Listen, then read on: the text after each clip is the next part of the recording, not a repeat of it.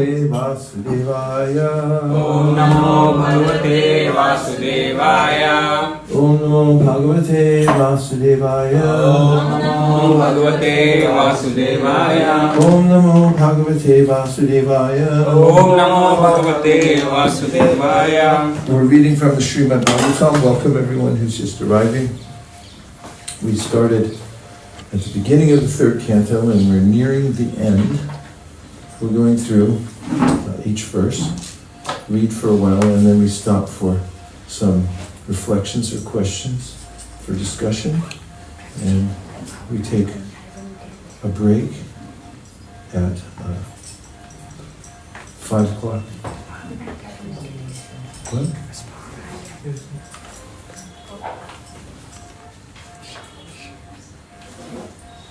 Yeah, should be good. Hi Krishna. Welcome. Thanks for coming. Please accept So, thank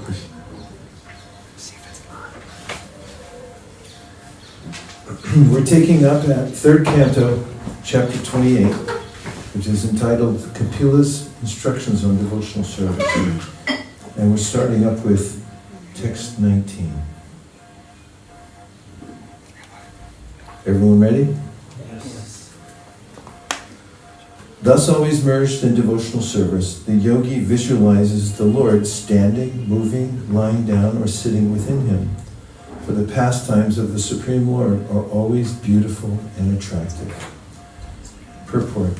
The process of meditating on the form of the Supreme Personality of Godhead within oneself and the process of chanting the glories and pastimes of the Lord are the same. The only difference is that hearing and fixing the mind on the pastimes of the Lord is easier than visualizing the form of the Lord within one's heart. Because as soon as one begins to think of the Lord, especially in this age, the mind becomes disturbed. And due to so much agitation, the process of seeing the Lord within the mind is interrupted. When there is sound vibrated praising the transcendental pastimes of the Lord, however, one is forced to hear. That hearing process enters into the mind, and the practice of yoga is automatically performed. Krishna, would you mark that, please? For example, even a child can hear and derive the benefit of meditating on the pastimes of the Lord simply by listening to a reading from the Bhagavatam that describes the Lord as he is going to the pasturing ground with his cows and friends. Hearing includes applying the mind. In this age of Kali Yuga, Lord Chaitanya has recommended that one should always engage in chanting and hearing Bhagavad Gita.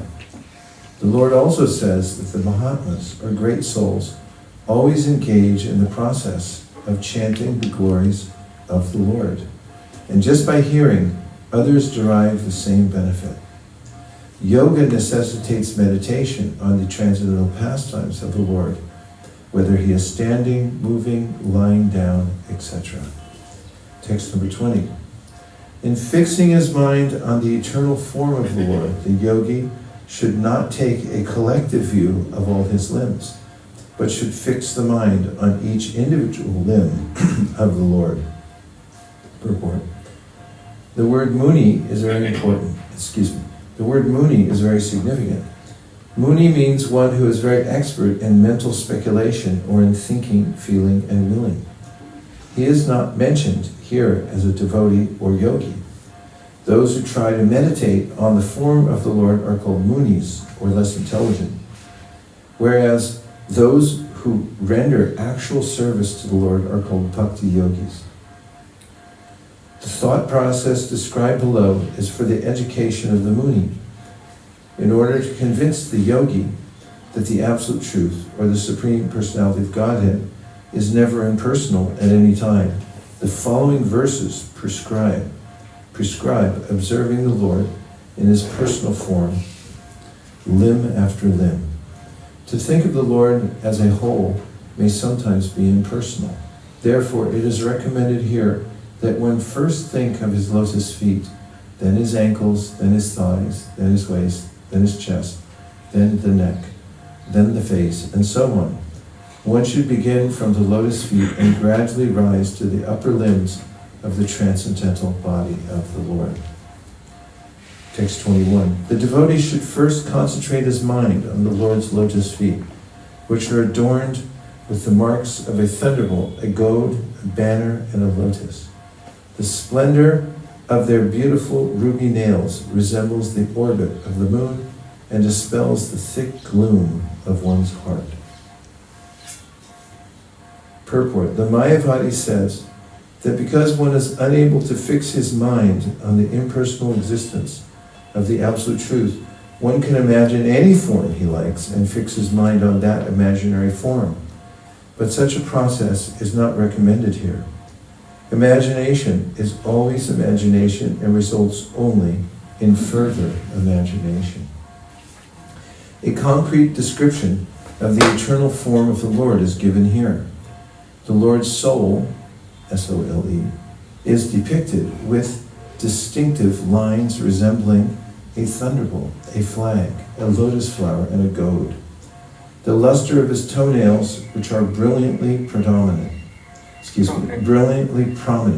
resemble the light of the moon. If a yogi looks upon the marks of the Lord's soul and on the blazing brilliance of his nails, then he can be freed from the darkness of ignorance and material existence. This liberation is not achieved by mental speculation, but by seeing the light emanating from the lustrous toenails of the Lord. In other words, one has to fix his mind first on the lotus feet of the Lord if he wants to be freed from the darkness of ignorance and material existence. Text 22.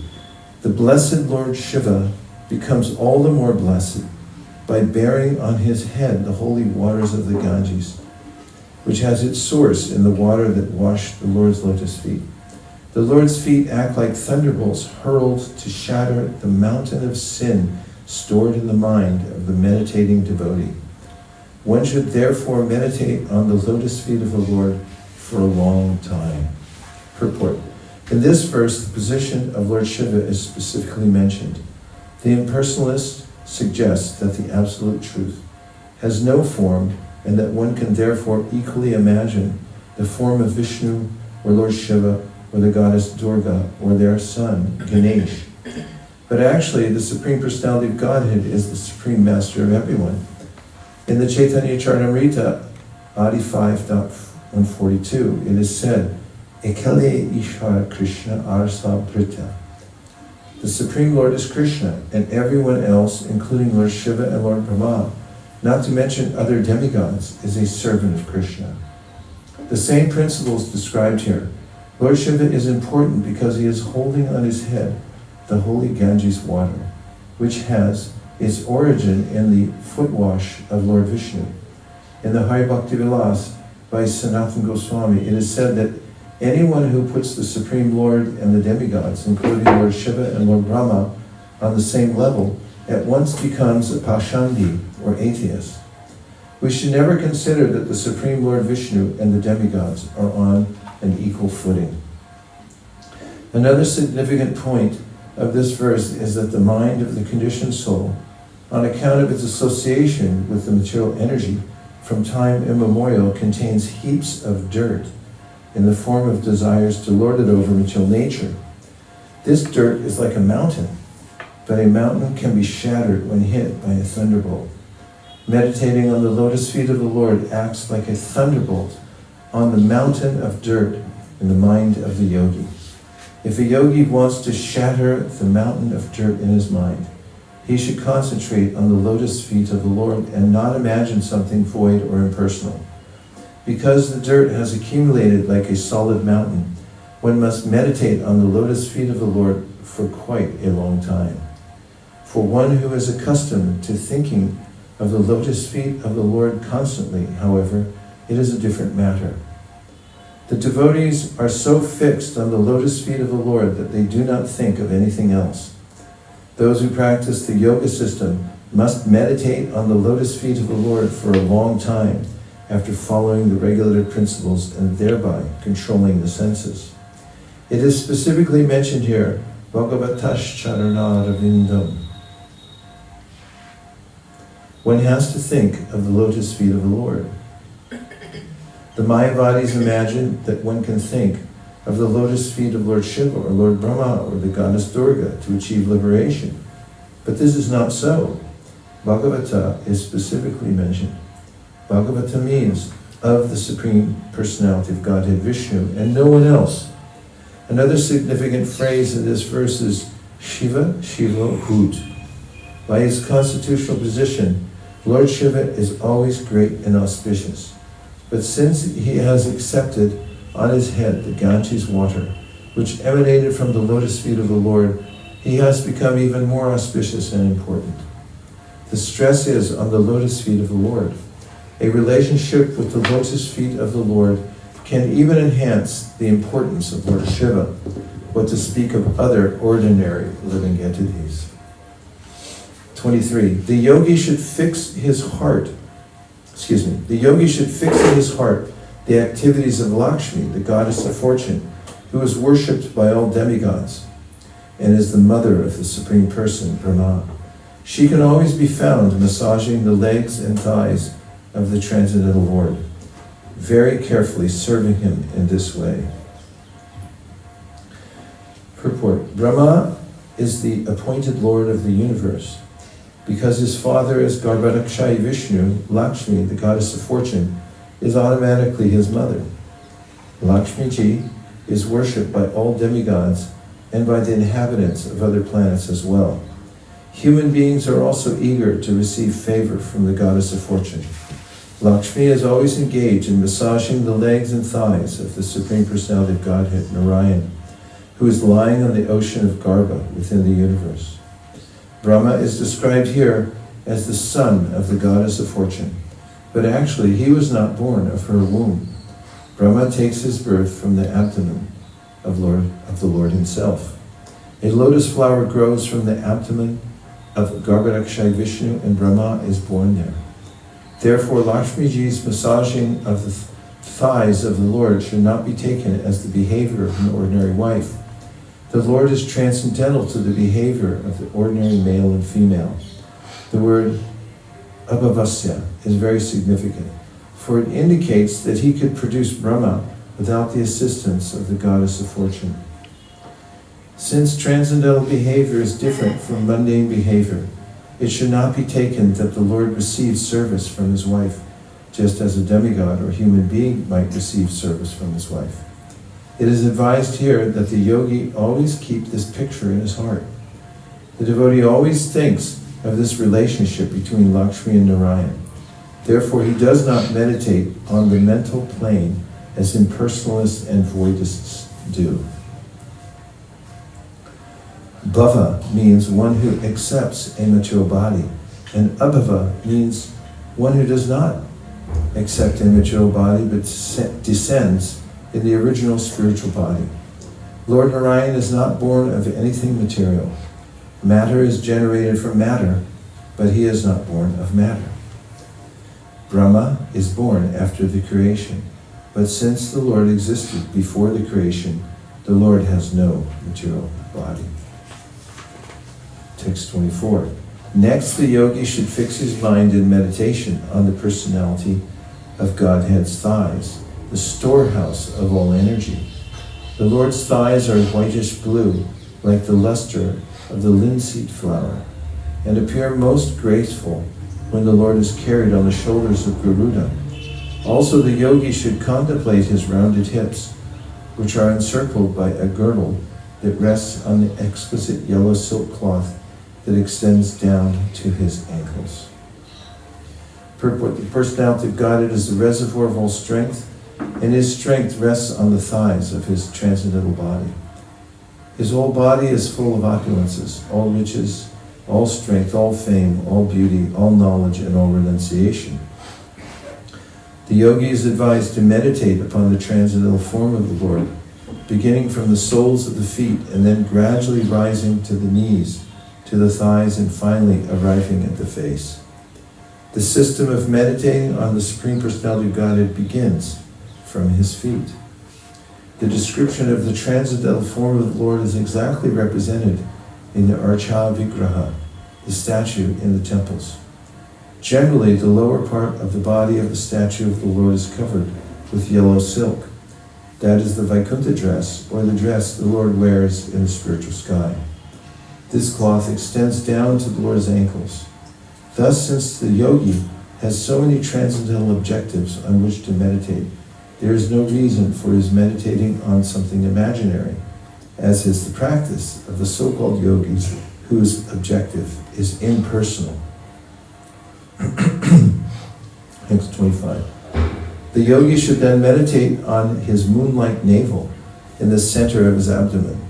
From his navel, which is the foundation of the entire universe, sprang the lotus stem containing all the different planetary systems. The lotus is the resonance of Brahma, the first created being. In the same way, the yogi should concentrate his mind on the Lord's nipples, which resemble a pair of most exquisite emeralds, and which appear whitish because of the rays of the milk-white pearl necklaces adorning his chest. Purport: the yogi is advised next to meditate upon the navel of the Lord, which is the foundation of all material creation. Just as a child is connected to his mother by the umbilical cord, so the firstborn living creature, Brahma, by the supreme will of the Lord, is connected to the Lord by a lotus stem. In the previous verse, it was stated that the goddess of fortune, Lakshmi, who engages in massaging the legs, ankles, and thighs of the Lord, is called the mother of Brahma, but actually Brahma is born from the abdomen of the Lord, not from the abdomen of his mother. These are inconceivable conceptions of the Lord, and one should not think materially. How can the father give birth to a child? It is explained in the Brahma Samhita that each limb of the Lord has the potency of every other limb. Because everything is spiritual, his parts are not conditioned. The Lord can see with his ears. The material ear can hear but cannot see. But we understand from the Brahma Samhita that the Lord can also see with his ears and hear with his eyes. Any organ of his transcendental body can function as any other organ. His abdomen is the foundation of all the planetary systems. Brahma holds the post of the creator of all planetary systems, but his engineering energy is generated from the abdomen of the Lord. Any creative function in the universe always has a direct connecting link with the Lord. The necklace of pearls which decorates the upper portion of the Lord's body is also spiritual, and therefore the yogi is advised to gaze at the whitish luster of the pearls decorating his chest. 26. The yogi should then meditate on the chest of the Supreme Personality of Godhead, the abode of Goddess Mahalakshmi. The Lord's chest is the source of all transcendental pleasure for the mind and full satisfaction for the eyes. The yogi should then imprint on his mind the neck of the Personality of Godhead, who is adored by the entire universe. The neck of the Lord serves to enhance the beauty of the Kaustuba gem, which hangs on his chest. Purport. In the Upanishads, it is said that the various energies of the Lord are working to create, destroy, and maintain. These inconceivable varieties of energies are stored in the bosom of the Lord. As people generally say, God is all-powerful. That prowess is represented by Mahalakshmi, the reservoir of all energies, who is situated on the bosom of the transcendental form of the Lord. The yogi who can meditate perfectly on that spot, on the transcendental form of the Lord, can derive many material powers, which comprise the 8 perfections of the yoga system. It is stated herein that the beauty of the neck of the Lord enhances the beauty of the Kaustuba gem, rather than vice versa. The gem itself becomes more beautiful because it is situated on the neck of the Lord. A yogi is therefore recommended to meditate upon the Lord's neck. The Lord's transcendental form can either be meditated upon in the mind or placed in a temple in the form of a statue and decorated in such a way that everyone can contemplate it. Temple worship, therefore, is meant for persons who are not so advanced that they can meditate upon the form of the Lord.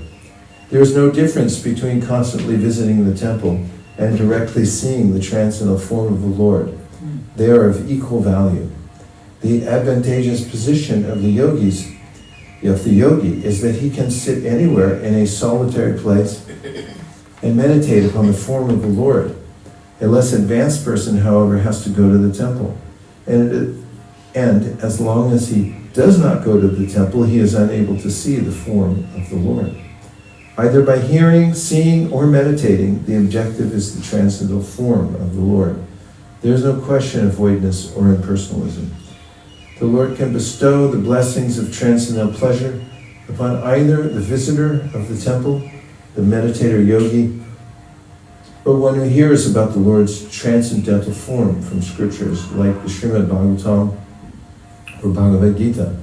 There are 9 processes for executing devotional service, of which smaranam, or meditation, is one. Yogis take advantage of the process of smaranam, whereas bhakti yogis take special advantage of the process of hearing and chanting. Text number 23. Pardon? 27. The yogi should further meditate upon the... Text 27. The yogi should further meditate upon the Lord's 4 arms, which are the source of all the powers of the demigods who control the various functions of material nature. Then the yogi should concentrate on the polished ornaments, which were burnished by Mount Mandara as it revolved. He should also duly contemplate the Lord's discus, the Sudarshan Chakra, which contains 1,000 spokes and a dazzling luster, as well as the conch, which looks like a swan in his lotus-like palm. Purport: all departments of law and order emanate from the arms of the Supreme Personality of Godhead. The law and order of the universe is directed by different demigods, and it is here said to emanate from the Lord's arms. Mandara Hill is mentioned here because when the ocean was churned by the demons on one side and the demigods on the other, Mandara Hill was taken as the churning rod. The Lord in his tortoise incarnation became the pivot for the churning rod, and thus his ornaments were polished by the turning of Mandara Hill. In other words, the ornaments on the arms of the Lord are as brilliant and lustrous as if they had been polished very recently. The wheel in the hand of the Lord, called the Sudarshana Chakra, has 1,000 spokes. The yogi is advised to meditate upon each of the spokes. He should meditate upon each and every one of the component parts of the transcendental form of the Lord. 28. The yogi should meditate upon his club, which is called Kamodaki, and is very dear to him. This club smashes the demons who are always inimical soldiers and is smeared with their blood. One should also concentrate on the nice garland on the neck of the Lord, which is always surrounded by bumblebees with their nice buzzing sound, and one should meditate upon the pearl necklace on the Lord's neck, which is considered to represent the pure living entities who are always engaged in his service. Purport: the yogi must contemplate the different parts of the transcendental body of the Lord. Here it is stated that the constitutional position of the living entities should be understood. There are 2 kinds of living entities mentioned here. One is called arati. They are averse to understanding the pastimes of the Supreme Personality of Godhead. For them, the Lord appears with his hand clutching the terrible mace, which is always smeared with blood stains from his killing of demons. Demons are also sons of the Supreme Personality of Godhead. As stated in Bhagavad Gita, all the different species of living entities are sons of the Supreme Personality of Godhead. There are, however, 2 classes of living entities who act in 2 different ways. The Supreme Lord keeps on his neck those living entities who are pure, as one protects the jewels and pearls on the bosom and neck of one's body. Those living entities in pure Krishna consciousness are symbolized by the pearls on his neck. Those who are demons and are inimical towards the pastimes of the Supreme Personality of Godhead are punished by his mace, which is always smeared with the blood of such fallen living entities. The club of the Lord is very dear to him because he uses this instrument to smash the bodies of the demons and mix their blood. As mud is kneaded with water and earth, so the earthly bodies of the enemies of the Lord, or the atheists, are smashed by the club of the Lord, which becomes muddied with the blood of such demons. 29. The yogi should then meditate on the lotus-like countenance of the Lord, which presents his different forms in this world out of compassion. The yogi should then meditate on the lotus-like countenance of the Lord, who presents his different forms in this world out of compassion for the anxious devotees. His nose is prominent, and his crystal-clear cheeks are illuminated by the oscillation of his glittering alligator-shaped earrings. The Lord descends to the material world out of his deep compassion for his devotees. There are two reasons for the Lord's appearance or incarnation in the material world. Whenever there is a discrepancy in the discharge of religious principles, and there is prominence of irreligion, the Lord descends for the protection of the devotees and the destruction of the non-devotees. When he appears, his main purpose is to give solace to his devotees. He does not have to come himself to destroy the demons, for he has many agents. Even the external energy, Maya, has sufficient strength to kill them. But when he comes to show compassion to his devotees, he kills the non-devotees as a matter of course. The Lord appears in the particular form loved by a particular type of devotee. There are millions of forms of the Lord, but they are one absolute, as stated in the Brahma Samhita, Advaitam Achyutam Anadim Ananta Rupam. All the different forms of the Lord are one, but some devotees want to see him in the form of Radha and Krishna. Others prefer him as Sita and Ramachandra, and others would see him as Lakshmi Narayan, and others want to see him as four-headed Narayan Vasudeva. The Lord has innumerable forms, and he appears in a particular form as preferred by a particular type of devotee. The yogi is advised to meditate upon the forms that are approved by devotees. A yogi cannot imagine a form for meditation. Those so-called yogis who manufacture a circle or target are engaged in nonsense. Actually, a yogi must meditate upon the form of the Supreme Personality of Godhead that has been experienced by the Lord's pure devotees. Yogi means devotee. Yogis who are not actually pure devotees should follow in the footsteps of devotees. It is especially mentioned here that the yogi should meditate upon the form which is thus approved. He cannot manufacture a form of the Lord. 30.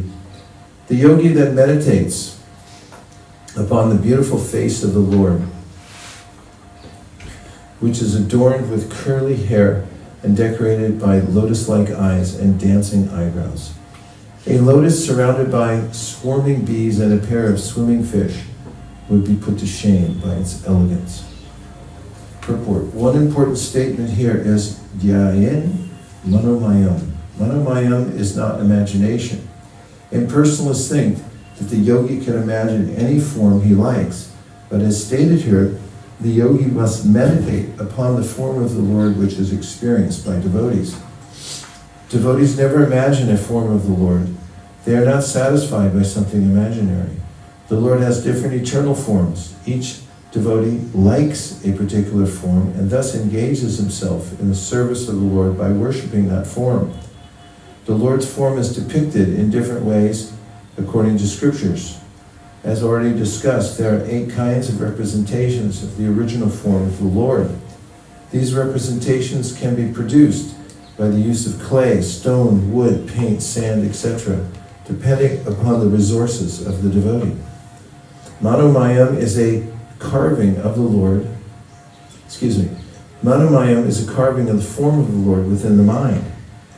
This is included as one of the 8 different carvings of the form of the Lord. It is not imagination.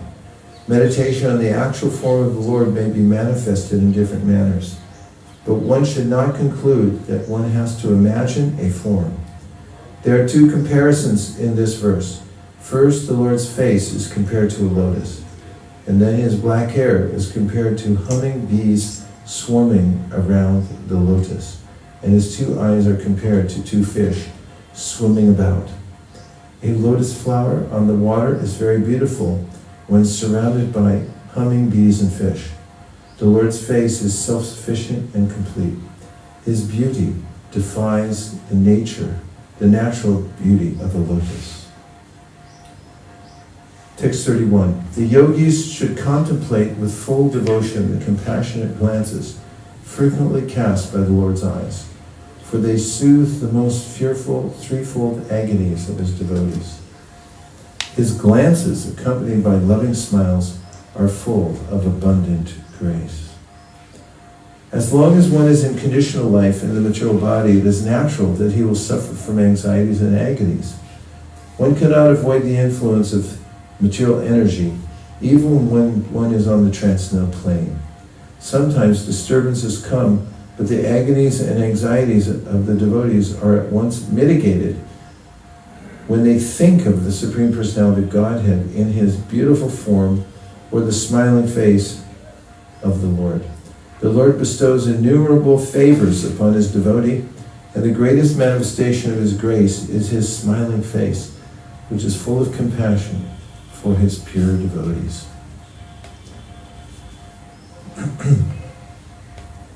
A yogi should similarly meditate on the most benevolent smile of Lord Sri Hari, a smile which, for all those who bow to him, dries away the ocean of tears caused by intense grief. The yogi should also meditate on the Lord's arched eyebrows, which are manifested by his internal potency in order to charm the sex god for the good of the sages. Purport. The entire universe is full of miseries, and therefore the inhabitants of this material universe are always shedding tears out of intense grief. There is a great ocean of water made from such tears, but for one who surrenders unto the Supreme Personality of Godhead, the ocean of tears is at once dried up. One need only see the charming smile of the Supreme Lord. In other words, the bereavement of material existence immediately subsides when one sees the charming smile of the Lord. It is stated in this verse that the charming eyebrows of the Lord are so fascinating that they cause one to forget the charms of sense attraction.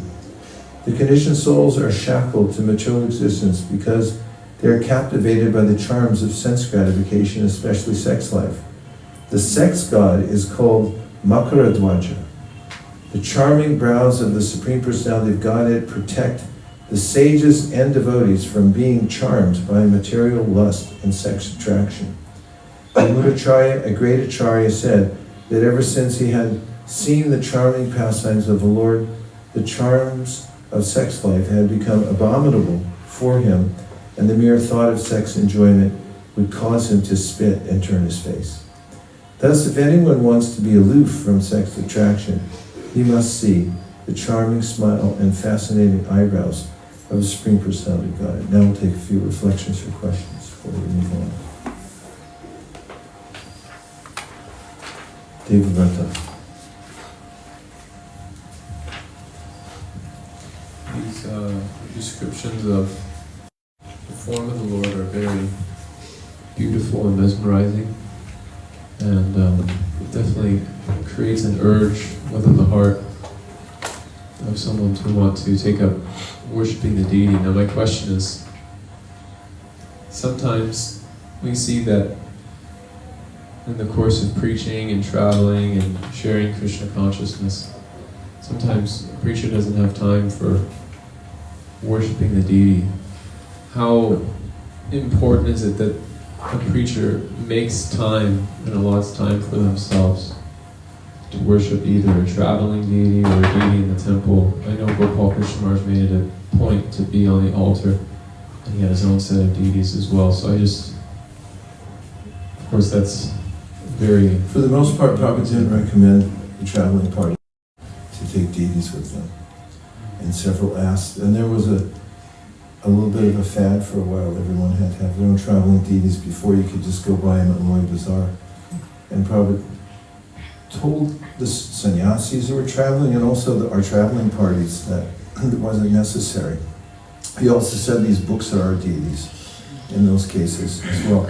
And of course, I already mentioned the controversy that took place around circa 1970 when the first traveling parties started.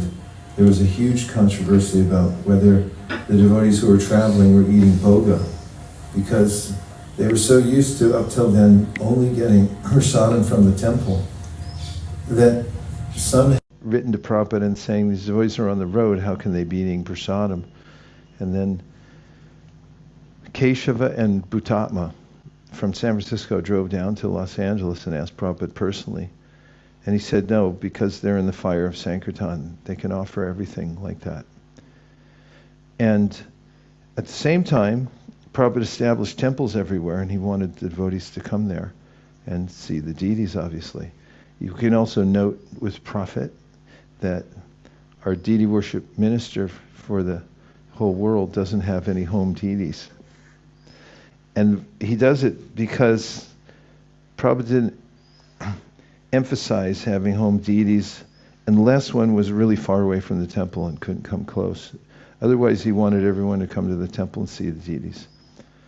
Also, Prabhupada encouraged all of us during those days to come to Mayapur and Vrindavan, and sometimes Puri. He wanted everyone to come and be together. We'd see the deities and so forth. So, it's not something that Prabhupada emphasized. And one thing is that the beginning days, all the temples had a picture of Panchatattva. That was the first. Well, of course, there was Kartamasha in San Francisco, but most of the temples, there was Prabhupada's standard to start with a picture of Panchatattva. Obviously, it's nice to have the form of the Lord around, but especially for traveling, it's really difficult. I could attest to that because I've been traveling with deities for many years, and going through security. I've had several times when, like in Japan once, I was wearing my deities around my neck, and they wanted to see them. It wasn't anything bad, but it's just it's awkward, and especially for travelers who are on the road distributing books. It's not a necessity, nor is it highly recommended.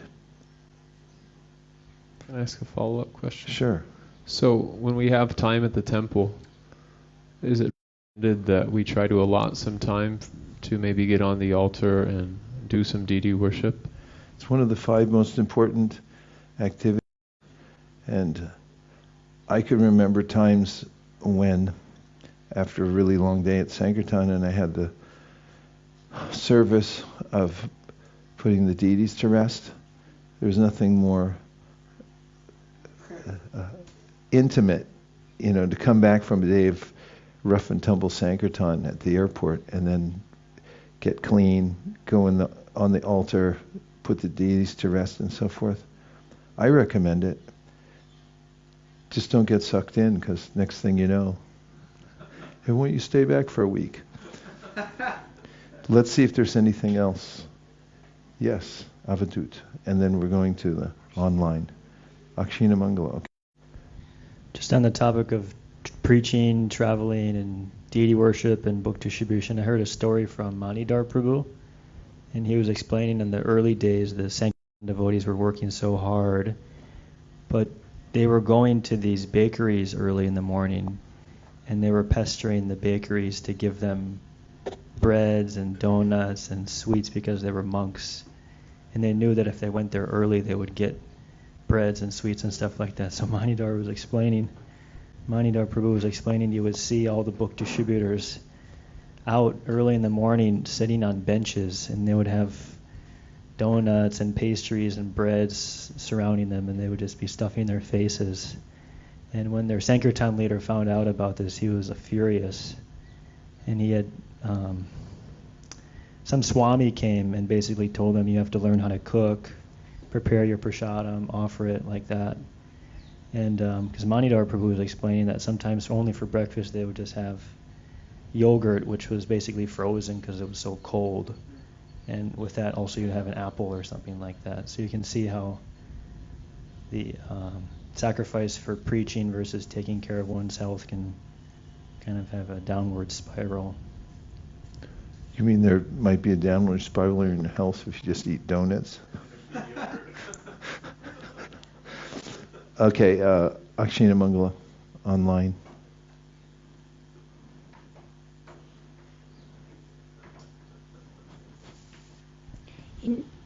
In 23 purport, Srila Prabhupada stated that the Lord existed before the creation. The Lord has no material body. That makes perfect sense. Thank you, Akshina Mangala. Nice observation. Now we're looking to the outside people's party. Anybody out there? And That looks like... Pardon me? Divyanga Prabhu has said, chant the holy names in ecstasy, the immortal words of Manushruta Prabhu. Thanks, Divyanga Prabhu. Mahendra Prabhu. Just a note, it was mentioned that the color of Krishna's body, when it was described his thighs, and it was mentioned Atasi Kusuma, a lint flower. So for those who are interested to see the color, they can put some lint seeds raw, and quickly it will come within some months, and you can see a very beautiful, tender, light blue flowers. So we're going to have to get some seeds and wait a few months to see it, right? Yes, I did it. Okay. If you have any seeds, I'll take them. Anybody else outside? Charnaravinda, Vaishnavi. Yes, Kolavicha.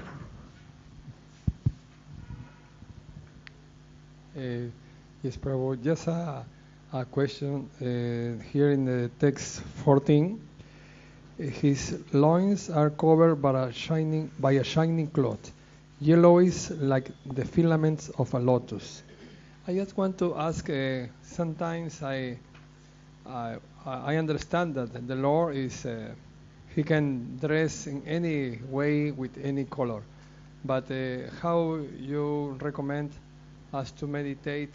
We should meditate on the Lord always like with yellow color, or it's just upon each mind? I don't know.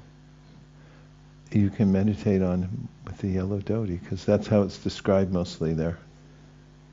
So no harm in that. As for devotees dressing the Lord up in all kinds of different colors, the devotees are a little wild for Krishna, and they could you wear this? How about that? I mean, Lord Chaitanya was a sannyasi, but mostly devotees worship him as a very opulently as a householder, because they don't like that he took sannyas. They like that. They didn't like that he took away the opportunity for them to give him more and more sense gratification. Nirkula. I was just really appreciating the poetical way in which... Pardon me?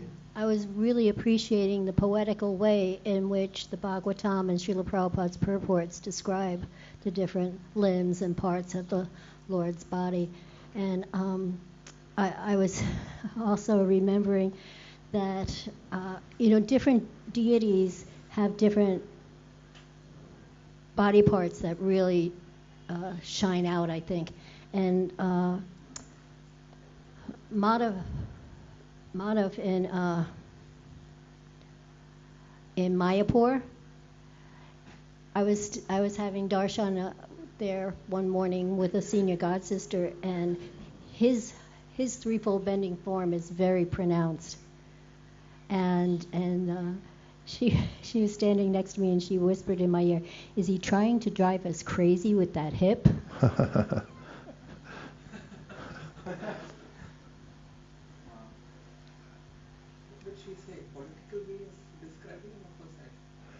She said, her friend said, is he trying to drive us crazy? Poetical. You know, like the fish or the eyes and so forth. Bana? Okay, 1, 2. As though it was noteworthy that practically in every verse, Prabhupada, sometimes several times, Prabhupada is not leaving any room for speculation or imagination. And what he said something really nice about imagination. When one imagines something imaginary, that it stays in the room of imagination. It's just imagination. Yeah. Imagination is always imagination, results in only further imagination. Hare Krishna Maharaj. Hare Krishna. In text 26, in the second paragraph, there's a statement that says, temple worship, therefore, is meant for persons who are not so advanced that they can meditate upon the form of the Lord. How do we understand this for devotees who are routinely dressing and doing temple worship, the deities? Well, it's just a comparative statement. Here, especially in this paragraph, it's talking about yogis who can visualize the form of the Lord in their heart. And Prabhupada's statement in that context was they can do that anywhere and see the Lord. And then those whose minds haven't gone through the Ashtanga process and been able to still the mind and see the Lord's form reflected on the mirror of their mind, they haven't been able to do that. So for them, going to the temple is the same thing, he's saying, it's equal. But they're not as advanced in the sense of this Ashtanga yoga process. But in general, the coming to seeing the deity in the temple and taking care of the deity is oftentimes relegated to Kanishta worship, like the early level, or the beginning levels of worship, like Acharyam Evaharaye Pujam Yasharaye Hate Tad Bhakteshu Chanyeshu Sabhakta Prakrita Smritaha. If somebody can only see Krishna within the temple, they don't see him anywhere else, and Nacha Bhakteshu Chanyeshu, they don't see him in the devotees. That the devotees are worshipful. But Mad Bhakta Puja Vyadika, Krishna's devotees are more worshipful than I am. And Chanyeshu, if they don't know how to do good for others, and they just see the deity in the temple, then they're called Kanishta Adhikaris. Beginning devotees, or Prakrita devotees, are still affected a little bit by the material world. Nonetheless, earlier in this canto, we were reading a section in which the Kanishta Adhikari, Prabhupada says, he's liberated, he or she. And he said, when people come to see the deity in the temple, and they smell the incense, they see the flowers, they see the smiling face of the Lord, he said he used this phrase, they're imperceptibly liberated when they go there. And so even though we say, okay, it's beginning level, still very advanced idea. It's just that those who are more advanced, for instance, the Uttama Adhikaris, they see the Lord everywhere, and within themselves, within others, in fact, within everything. They're seeing the Lord. So it's comparative in that way. It's so necessary. That's why Prabhupada set up temples everywhere, because even in ancient Christian cultures, if you go see the architecture, you'll notice that the biggest building in the city would be the temple, like in Montreal, Canada. There's the Temple of Notre Dame, and it's gigantic. Of course, nowadays in San Francisco, the biggest building is Salesforce. which shows the value of the society. In Puri, even now, from a distance, you can see the temple, and it instills in your heart, oh, God's here. And that was the norm, that everyone would keep God in the center, and the churches and mosques and temples would be gigantic, and everyone would remember that. And then Prabhupada went everywhere and he established deities, because without having Panchratrakviti, the opportunity to go and see the deity, worship the deity, be imperceptibly liberated, very difficult for people to chant Hare Krishna. They can't even come to that level. It's helpful for them to have a place to come and see the Lord and get inspired, and of course hear from devotees and so forth. You're welcome. Samyapras and then Devavrata. Oh, Bana was going to say something? Okay, go ahead. I can't help but think again and again how inconceivably kind the Lord is to us in Kali Yuga. That He's giving us the result of what only yogis could do way up in the Himalayas, and it would take them thousands of years and all kind of strict things that we can't do. And it's just inconceivable. I'm praying someday I can realize how all these things are non-different from Krishna, and how all we have to do when we open Krishna book and read the stories, and naturally we're attracted to those stories, but we're practicing yoga, and not only any yoga, we're practicing the highest yoga, as Krishna says in the Bhagavad Gita. His mercy is inconceivable. That statement earlier came under the category of what Prabhupada calls forced meditation. I had found a statement made about japa being forced meditation, and then we found another one a couple of days ago, and this one, Prabhupada mentioned it again. It's something that he mentions frequently, that just by hearing the pastimes, then one's mind is consumed by that, and one's thinking of the form of the Lord. And the benefit is such that not only are we getting, but everyone who hears is also getting the same benefit. Yeah, well, to speak of the book, Shami Pras, but to speak, Prabhupada took so much trouble to put the pictures in the books. For the first Krishna book, it's 52 color plates, and that was unique, that you just open the book and you'd see the picture of Krishna in the spiritual world.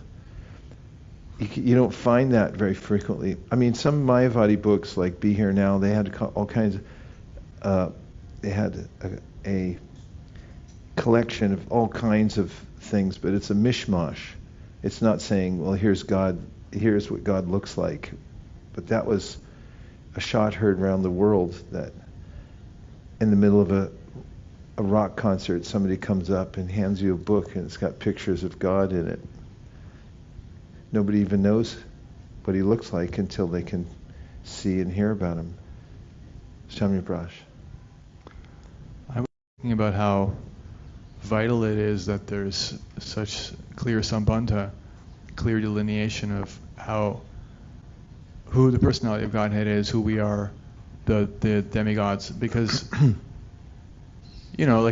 somebody could meditate on these forms with an incorrect understanding, and it's not going to be helpful for them, because the Mayavadi could meditate on the form of Krishna or Vishnu and think, this is a very useful tool for me in imaginary form, and that's completely bogus. That's offensive, actually.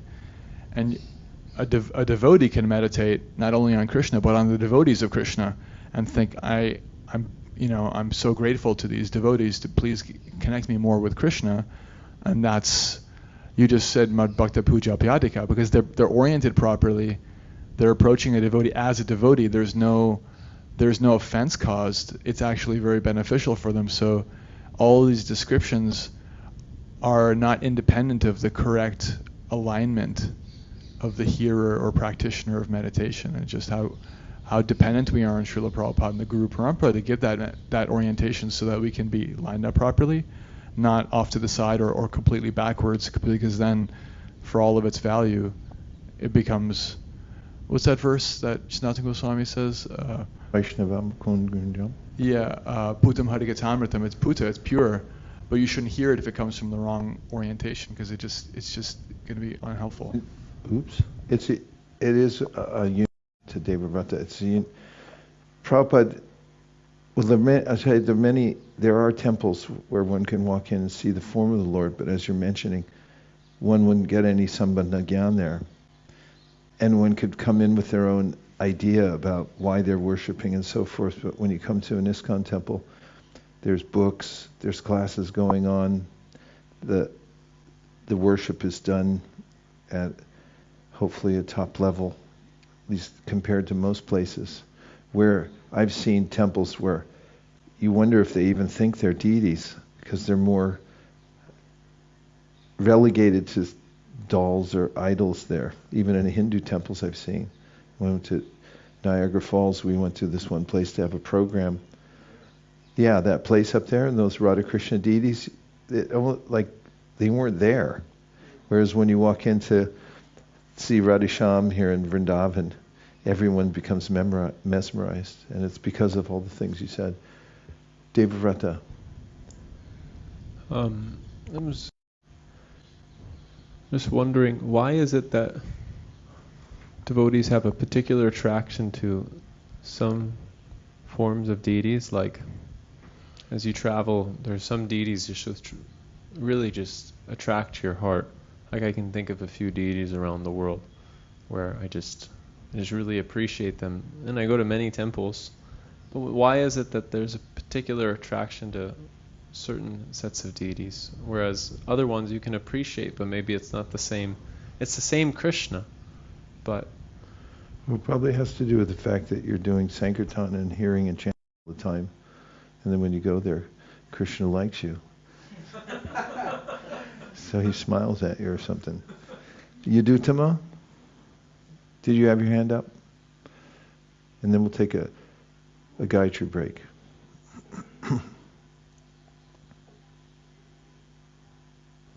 I just wanted to kind of give a personal experience of worshiping deities.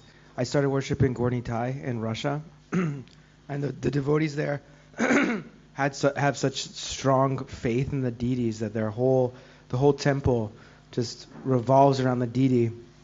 And you know what's interesting, just as kind of a small caveat about how worshiping deities changes your consciousness.